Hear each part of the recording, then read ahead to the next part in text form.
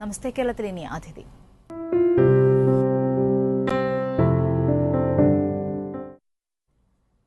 സംവിധായകൻ ജയരാജ് അണിയിച്ചൊരുക്കുന്ന ഏറ്റവും പുതിയ ചിത്രം ക്യാമൽ സഫാരിയുടെ നായിക പങ്കജ മേനോനാണ് ഇന്ന് നമസ്തേ കേരളത്തിൽ അതിഥിയായി എത്തുന്നത്. പങ്കജയുടെയും ഒപ്പം ക്യാമൽ സഫാരിയുടെയും വിശേഷങ്ങളിലേക്ക് എത്താം. ആദ്യം പങ്കജ, നമസ്കാരം. നമസ്തേ കേരളത്തിലേക്ക് സ്വാഗതം. പങ്കജ, ആദ്യ ചിത്രം വ്യാഴാഴ്ച തിയേറ്ററുകളിലേക്ക് എത്തുകയാണ്. എന്തൊക്കെയാണ്, തീർച്ചയായിട്ടും ഒരു എക്സൈറ്റ്മെന്റ് ഉണ്ടായിരിക്കുമെന്നറിയാം. എന്തൊക്കെയാണ് ചിത്രത്തെക്കുറിച്ചുള്ള പ്രതീക്ഷകൾ? ചിത്രത്തെക്കുറിച്ച് ഒരുപാട് നല്ല പ്രതീക്ഷകളാ. ബിക്കോസ് ഇതെല്ലാം കാണുന്ന മാതിരി ഒരു സെയിം മൂവി അല്ല. മൂവി ലൈൻ, സ്റ്റോറി ലൈൻ കുറച്ച് ഡിഫറെന്റ് ആണ്. പിന്നെ ഇതിൽ എംഫസൈസ് ചെയ്തിരിക്കുന്നത് ഒരു പെണ്ണ് എങ്ങനെ ഒരു ആണിനെ ഇഷ്ടമുണ്ടെങ്കിൽ മനസ്സിൽ വെക്കാതെ തുറന്നടിച്ച് പറഞ്ഞ് അത് സക്സസ്ഫുൾ ആവുക അല്ലെങ്കിൽ ഫെയിലിയർ ആവുക, അതിനെപ്പറ്റി അങ്ങനെയൊക്കെയാ. പങ്കജയുടെ ക്യാരക്ടറിനെ കുറിച്ചൊന്ന് പറയാമോ? മുഴുവനായിട്ട് പറയാൻ പറ്റില്ല, കാരണം ചിത്രം വ്യാഴാഴ്ച തിയേറ്ററുകളിൽ എത്താൻ പോകുന്നതേ ഉള്ളൂ. എന്താണ് പങ്കജയുടെ ക്യാരക്ടറിന്റെ പേര്? അതിനെ കുറിച്ചൊന്ന് പറയാമോ? ഞാൻ പ്ലേ ചെയ്തിരിക്കുന്ന ക്യാരക്ടറിന്റെ പേര് ദിയ എന്നാണ്. ഈ കുട്ടി വളരെ ബോൾഡായിട്ടുള്ളൊരു കുട്ടിയാണ്. അപ്പോൾ ഈ കുട്ടി തൻ്റെ ഫ്രണ്ട്സിന്റെ കൂടെ ഒരു മാരേജ് അറ്റൻഡ് ചെയ്യാൻ പോവുകയാണ് രാജസ്ഥാനിലേക്ക്. അവിടെ പോകുമ്പോൾ ഒരു രാജകുമാരനെ കാണുന്നതും പിന്നെ ആ കുട്ടിക്ക് മനസ്സിൽ വരുന്ന ഇഷ്ടമും ആ കുട്ടി അത് പ്രകടിപ്പിക്കും. പിന്നെ അങ്ങനെ ആ സ്റ്റോറി പോവും. അതാ എൻ്റെ ക്യാരക്ടർ. എങ്ങനെയായിരുന്നു പങ്കജ ക്യാമൽ സഫാരിയുടെ ഒരു ഭാഗമായി മാറുന്നത്? ജയരാജ് സാറിന് ഞാൻ ബാംഗ്ലൂരിൽ ഒരു ഈവെന്റിൽ വെച്ച് കാണുന്നതായിരുന്നു. പിന്നെ കണ്ടതിന് ശേഷം കുറച്ച് മാസങ്ങൾക്കകം തന്നെ സാർ ഇങ്ങനെ എനിക്കൊരു ഓഫർ തന്നു. എനിക്ക് ബേസിക്കലി പാട്ടിനോട് വളരെ താല്പര്യം. അപ്പോൾ ഞാൻ പാട്ടിനെ പറ്റിയാ പറഞ്ഞത്. പക്ഷെ എനിക്ക് കിട്ടിയ ഓഫർ മൂവി ആയിരുന്നു. So why would I miss a chance? It was a golden opportunity. അപ്പോൾ ആദ്യ ചിത്രം തന്നെ ജയരാജിനെ പോലുള്ളൊരു സംവിധായകന്റെ ചിത്രത്തിൽ അഭിനയിക്കാൻ ആദ്യ ചിത്രത്തിൽ തന്നെ സാധിച്ചു. എങ്ങനെയായിരുന്നു അദ്ദേഹത്തോടൊപ്പമുള്ള, അദ്ദേഹത്തിന്റെ ചിത്രത്തിൽ അഭിനയിച്ചപ്പോഴുള്ള ഒരു എക്സ്പീരിയൻസ്?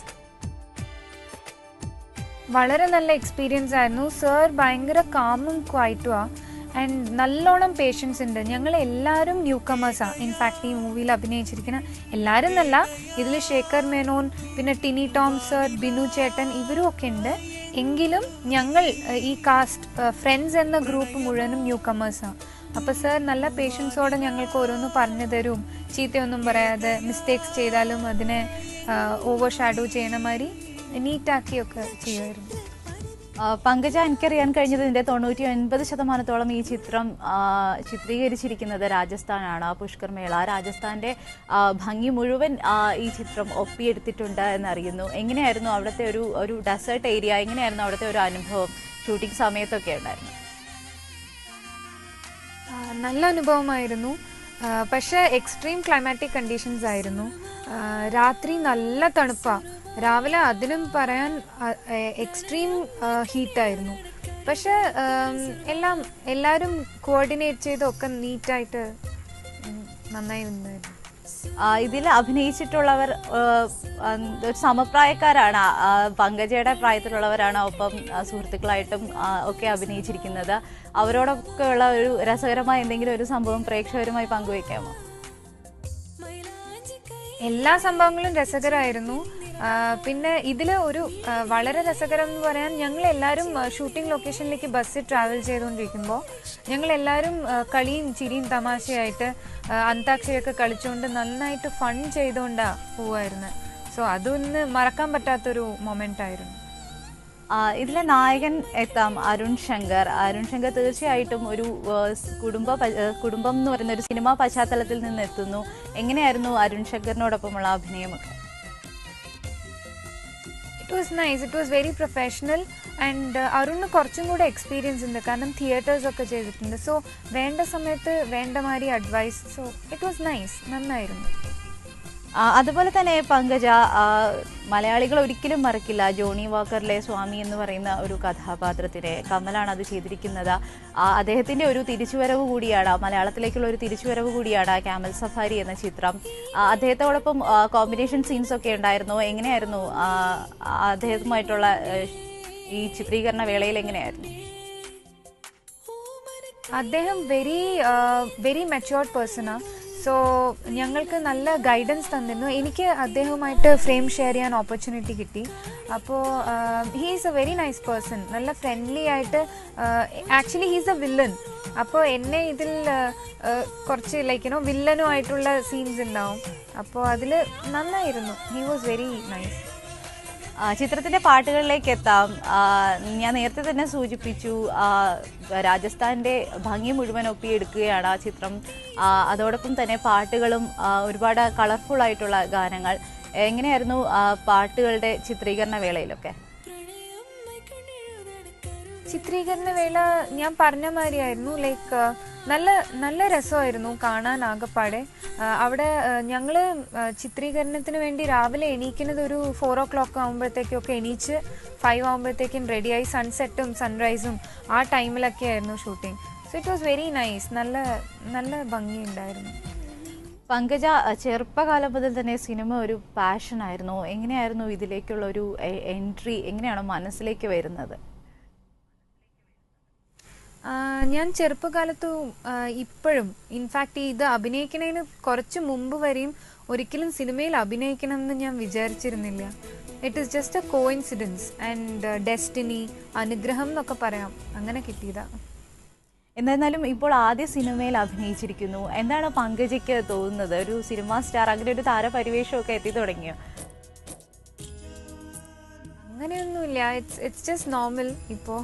പക്ഷെ ഭയങ്കര എക്സൈറ്റഡ്, ആ ഹാപ്പിനെസ് ഉണ്ട്. അഭിനയിച്ചതിന് ഹാപ്പിനെസ് ഉണ്ട്. എന്താണ് സിനിമാ രംഗത്ത് തുടർന്നും നിൽക്കാനാണോ താല്പര്യം? പങ്കജയെക്കുറിച്ച് കൂടുതൽ, ഓഫ് കോഴ്സ് പങ്കജയുടെ ആദ്യത്തെ ചിത്രമാണ്, പ്രേക്ഷകർക്ക് കൂടുതൽ അറിയാനും താല്പര്യമുണ്ടായിരിക്കും. എങ്ങനെയാണ് സിനിമാ രംഗത്ത് തന്നെ തുടരാനാണോ താല്പര്യം? പങ്കജ ബൈ പ്രൊഫഷൻ എന്താണ്? ഞാൻ ബൈ പ്രൊഫഷൻ മാസ്റ്റേഴ്സാണ് ചെയ്തിരിക്കുന്നത് കമ്പ്യൂട്ടേഴ്സിൽ. So always there is my profession, it is there. അപ്പോൾ എനിക്ക് എപ്പോൾ വേണമെങ്കിലും അതിലേക്ക് പോകാം. പിന്നെ ഫിലിമിൽ തുടരുന്നത് എന്ന് പറയുമ്പോൾ ഈ മൂവി ഞാൻ ചെയ്യാൻ കാരണം തന്നെ there is a beautiful message in this movie. Honour കില്ലിങ്ങിൻ്റെ എഗെയിൻസ്റ്റ്, അത് പലവരും പറഞ്ഞിട്ടുണ്ടാവും already. It is against honour killing. So അങ്ങനെ ഒരു മെസ്സേജ് തരണമായിരുത്ത ഒരു മൂവിയാണെങ്കിൽ ഞാൻ ഉറപ്പായിട്ടും അങ്ങനത്തെ ചെയ്യാൻ ആഗ്രഹിക്കുന്നു. ഇനി എനിക്കൊന്നു പങ്കജയുടെ ക്യാരക്ടറിന്റെ പേര് ദിയ എന്നാണ്. ഈ ഒരു ക്യാരക്ടറിലേക്കുള്ള ഒരു മാറ്റത്തിന് വേണ്ടി ആദ്യ ചിത്രം എന്തൊക്കെ തയ്യാറെടുപ്പുകളായിരുന്നു പങ്കജ എടുത്തത്? ഞാൻ ഈ ക്യാരക്ടറിന് വേണ്ടി മാറേണ്ട ആവശ്യമുണ്ടായിരുന്നില്ല. ബിക്കോസ് ആ ദിയ എന്ന് പറയുന്ന കുട്ടി basically she is like me, കുറേയൊക്കെ എന്നെ മാറിയ. സോ എനിക്ക് അതിനു വേണ്ടി ഒരു എക്സ്ട്രാ പ്രിപ്പറേഷൻസ് ചെയ്യേണ്ട ആവശ്യം വന്നിരുന്നില്ല. രാജസ്ഥാൻ എന്ന് പറയുന്നത് രാജാക്കന്മാരുടെയും കൊട്ടാരങ്ങളുടെയും നാടെന്നൊക്കെയാണ് പറയുന്നത്. ഈ പാട്ട് സീനിലൊക്കെ തന്നെ കാണാം ഒരുപാട് എന്താ പറയേണ്ട, ആ രാജസ്ഥാന്റെ ഭംഗി മുഴുവൻ ആ പാട്ടുകളിലുണ്ട്. എങ്ങനെയായിരുന്നു ഇതിന്റെ ഒരു ചിത്രീകരണ വേളയിൽ അതിന്റെ എങ്ങനെയായിരുന്നു? പങ്കജയ്ക്ക് എന്താണ് തോന്നിയത് രാജസ്ഥാനിലെ? എനിക്ക് എന്താ പറയണമെന്ന് വെച്ചാൽ, ഞാൻ ചെറുതായപ്പോൾ തൊട്ട് എൻ്റെ പേരൻസ് എന്നെ ഒരിക്കലും വേറൊരു സ്ഥലത്ത് വിട്ടിട്ടില്ല. ലൈക്ക് ഞാനൊരു സ്മോൾ ട്രിപ്പിന് കൂടെ എൻ്റെ ഫ്രണ്ട്സിന് ഔട്ട് ഓഫ് ബാംഗ്ലൂർ പോയിട്ടില്ല. അങ്ങനെ ഇരിക്കുമ്പോൾ ഇത്രയും നല്ലൊരു ഓപ്പർച്യൂണിറ്റി കിട്ടിയപ്പോൾ ഞാൻ ആദ്യമായിട്ടാണ് മൂവ് ഔട്ട് ചെയ്തത്, out of Bangalore for the shooting. അപ്പോൾ അവിടെ പോയപ്പോൾ I was very excited. And ഇങ്ങനത്തെ പ്ലേസസ് കാണുമ്പോൾ I was very happy and excited. നല്ലൊരു എക്സ്പീരിയൻസ് ആയിരുന്നു. ഇങ്ങനെ വീട്ടിൽ നിന്ന് മാറി നിന്ന് shooting and everything, it was good.